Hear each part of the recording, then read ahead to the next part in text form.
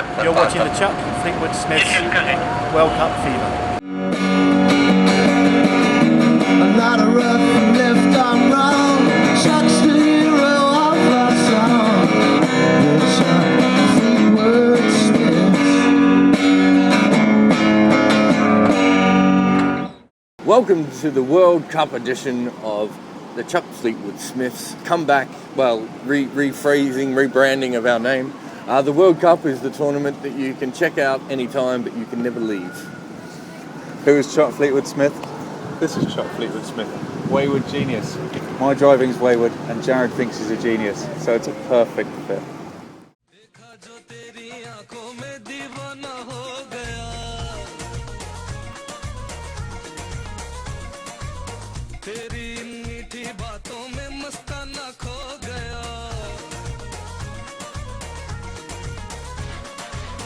देखा जो तेरी आंखों में दीवाना हो गया तेरी मीठी बातों में मस्ताना खो गया जानो ना क्यों लगती हो यूं जाने मन तेरी में तेरी हर अदा पे मैं तो हूँ फिदा ये जाने खुदा देखा जो By the time you watch this, we'll be a week into the tournament. And we'll be dead.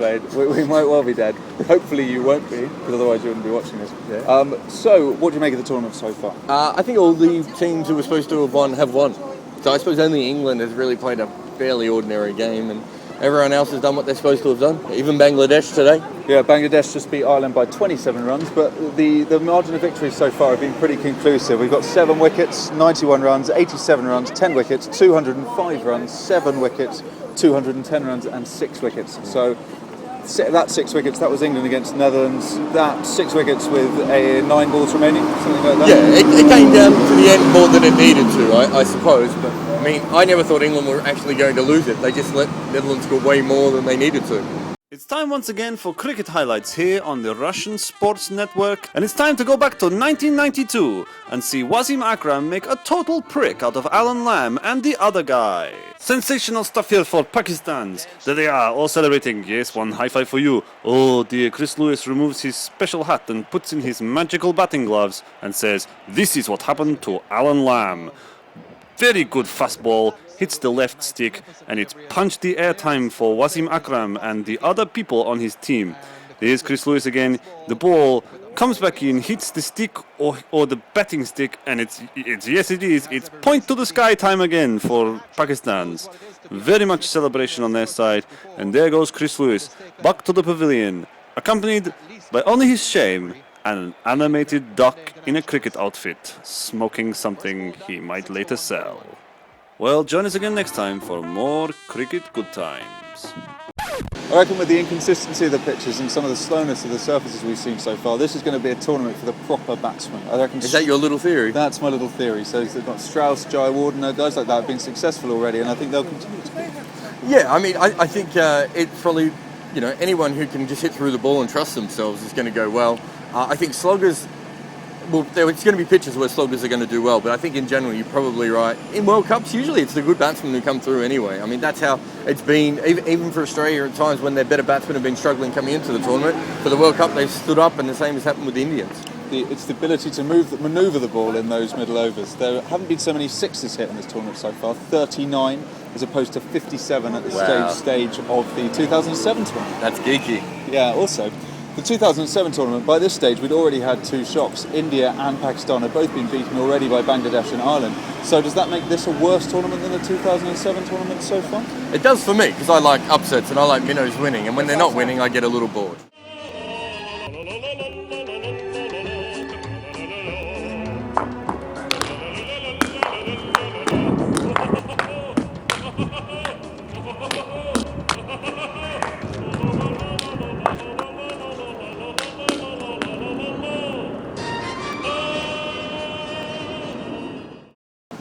So, Jared, what about the minnows?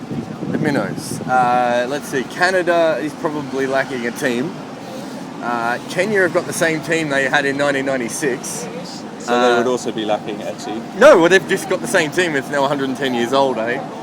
Let's have a look. Netherlands they've got a good batting, but they do struggle with bowling. Well, they rely on Tender Shata totally. Yeah, Zimbabwe has a lot of bowling. No batsmen.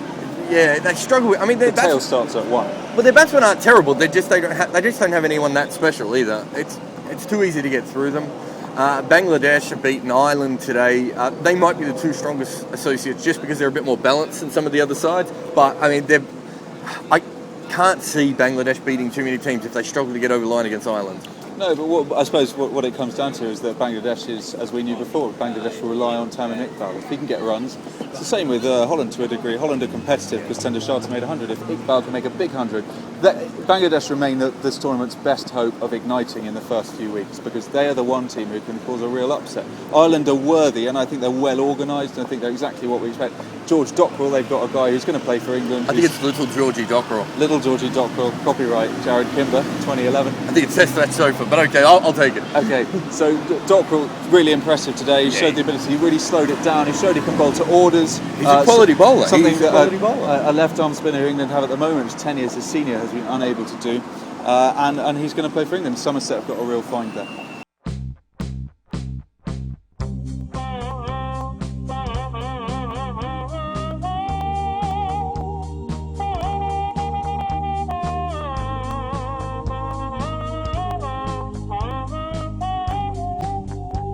We've actually done very little research. Now, obviously, for 2 pricks at the Ashes, we had a Malali of the Day. We're going to have a United Emirates Captain of the Day award. I will look up his name, but I've forgotten it. But he was the player who went out with a hat on to face Alan Donald and got hit in the head first ball and ended up in hospital not too long after that. So the moment of the tournament so far for you is? Well, it's probably poor Srisanth, who was after the Sehwag quote, which probably all heard when Sehwag said, well, everyone's played their part apart from Srisanth in the post-match press conference. Yeah, against Bangladesh, that was quite tough.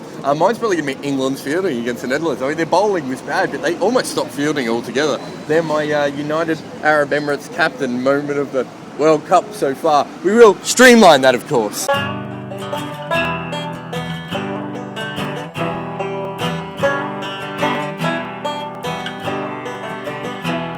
Who are you tipping for the tournament now? Sri Lanka.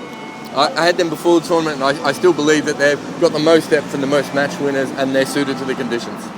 I really hate to say this, but I'm tipping South Africa. Ooh. I think Tahir is going to give them something different. I think Steyn and Morkel are the best attack in the tournament, and they've got decent batsmen, but I really hope they don't win. Good shot, Fleetwood.